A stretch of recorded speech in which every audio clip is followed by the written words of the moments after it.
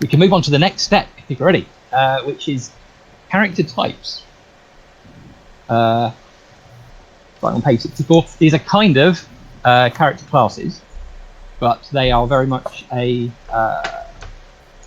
the thing to bear in mind is they don't tell you about your social position in the world so much as your character's innate proclivities or maybe the thing they should be doing rather than necessarily the thing they are doing. Yeah, it's kind of very much the character's role in our narrative work, but it doesn't have to have anything to do with their in-fiction identity. Yeah. So I'm looking at the table, and literally the first thing I see that matches up well with my abilities is Interrogator, which is alarming. Scout also matches up well with my character too, so maybe I'll do that. So Robbie, the way this works is each type has a requirement. You have to have more than 11 or 11 or more in 2 base skills in order to choose that type. Hey, Rod, not to be that guy again, but my character's type is spy. A spy and an interrogator is actually kind of interesting. That makes sense. As I said, sadly, I suspect no one has a fate of plus 13 or more, so I suspect we don't have any spellcasters. Mm-hmm. Unless one's using funny dice. Yeah, and I guess I'm also just looking at what my high scores are, and I would qualify for a scout. I would qualify for a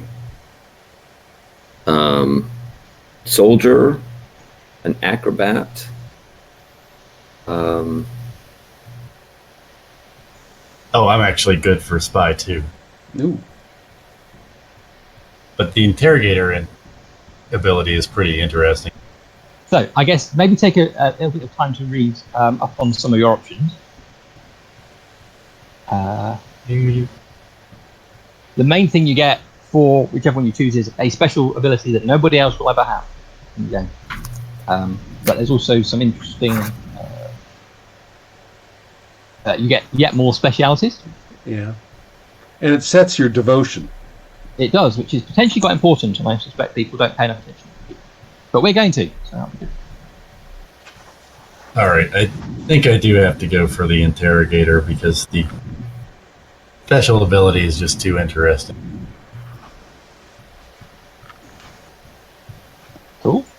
I can get mandatory honest answers to yes/no questions. All right, then. Short period of time. Robbie, have you been tempted by anything yet? Yeah, I'm thinking maybe the ranger. Okay. So let me just double check. Yeah, stamina and nature are pretty good for me. Yeah, so I think maybe I'll go on and take the ranger, and then I'll just you have the specialties that derive off of that as well, right? Mm-hmm. Right. Yes. So what you get is you get an extra list of specialities, Mm-hmm. which you add to the ones you already had. Right. And some of them, if you have them already, which you probably do, you had direction and forage and things already as a wolfling, Mm-hmm. you get those as extra free ones to add to the Okay. number of free ones you already had from whatever your family background was. Mm-hmm. So if you were a Tanner and got 7 free ones, you probably get a few more to add to that.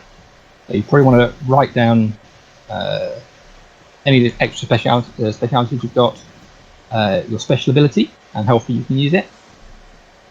And you also want to calculate your devotion, which is basically another skill relating to your relationship to your religious belief or God or such like, which we'll come to exactly what that is in a moment. But for now, you probably want to roll a d6 and add a number, a 7 in the ranger's case. Yeah, I got that. My devotion is 9. Oh, cool. Pretty good roll. Yeah, remarkably, everybody can pray for miracles. I sort of got the impression that being able to pray for miracles might be how these characters ever survived in this game. Right. Since we have just discovered how devout you are, it's probably a good point to go and find out what your religion is. So, in Chapter 4, there's a section for each of the different races, listing your options for your religion. And I think it's one of the things where it says roll dice. And that's then you get a little roll for which god you follow. Yeah. Yes. Or I'm ready to roll for which Hillfolk god I follow. The choices are Two Bone Sam, So good. Jesse Lou, and Knight Rider. all right then. And Jesse Lou it is. All right. Ooh. She is the herding goddess of the Hillfolk, so it's relevant to my Your Background. rancherness, yes. Yes. lines up very nicely. Probably the least scary of them as well. So, wolflings are one of the ones which have slightly limited options in this sphere. Probably, I don't know if you have already rolled to see. Yeah, I'm no organized religion is what I okay. got. Really? If Oh, that, that's interesting. Yeah.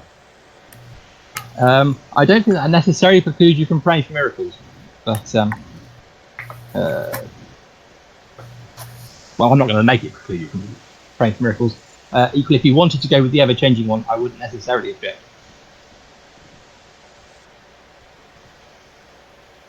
Yeah.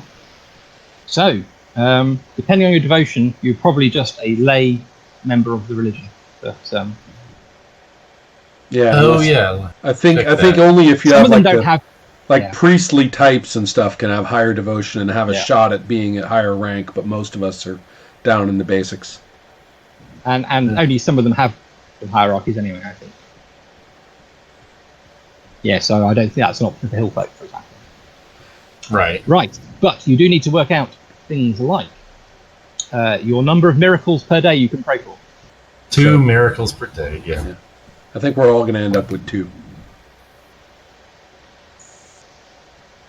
And in a foreshadowing of what's to come, roll once on the religious lifeline table to see what religious experience you may have had in your character's background.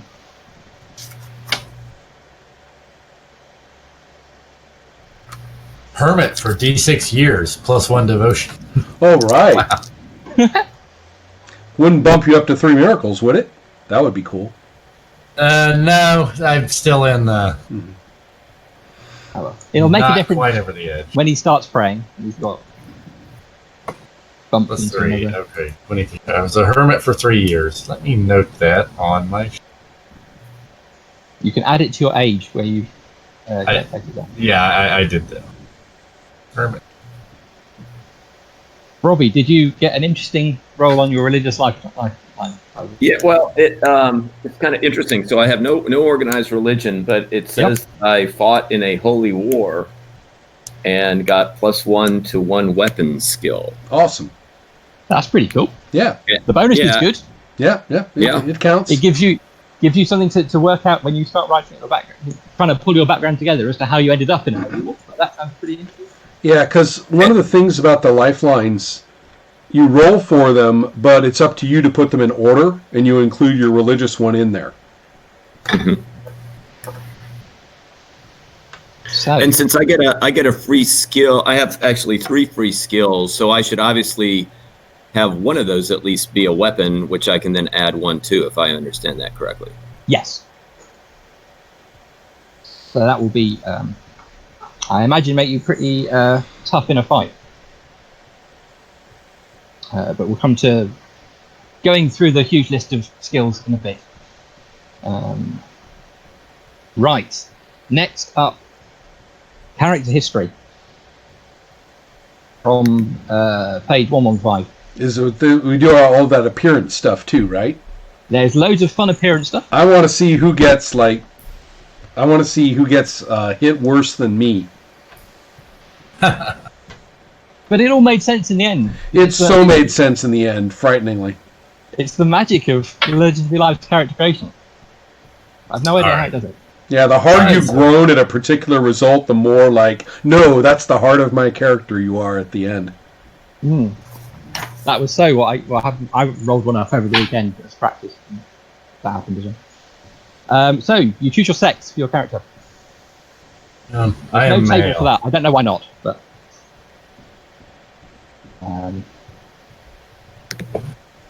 Then there's a table to roll eye color and hair color somewhere. And a few other things. Hairstyle. Exactly. Hairstyle, you could definitely choose something different than hair color, actually. If you are, for example, a serpentine or a draconian and don't have any hair, for example. I imagine you are all potentially blessed with hair. So far, yes. I have golden hair. Ooh. Braided golden. You sure you want to be a guy? I was gonna say, I'm thinking, think about all those hillbilly chicks drawn by Bernie Wrightson. I'll think about it. I don't have to decide now. Oh, bad breath. Wow. Ooh, Clearly, you've moved on to Keith. Well, what are you going to do? it's all that chaw.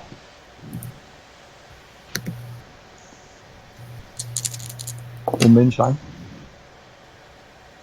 Interestingly, I value honor, idolize no one, Ooh, and I treasure a tool, which, see what that turned into. Maybe a lasso. branding iron. There you go. And I am flippant and flippant. I'll roll again. Flippant and jealous. Ooh, this is exciting. Oh my God. Robbie, Get how's boom. it going? Is this all making sense, Robbie? I feel. Yeah, I'm Death my by way table. through. Yes. Although mine's kind of interesting. I rolled I chose female for the sex. Dark brown eye color, white hair, cut as a crew cut. Ooh, hot. Values love. Values love. Idolizes an outlaw Ooh, okay, makes sense. and treasures a knick-knack. So to think about that. And key feature, here we go. A deep voice. Oh God.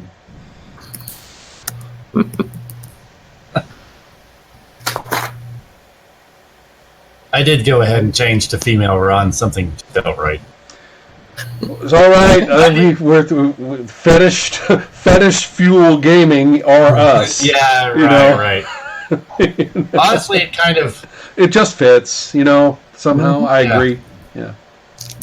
And I have a hard time seeing jealous as something I want to do with a male character. Just the connotations are kind of gross. Yeah, I agree. Sort of a power imbalance thing going on there. Mhm. Yeah.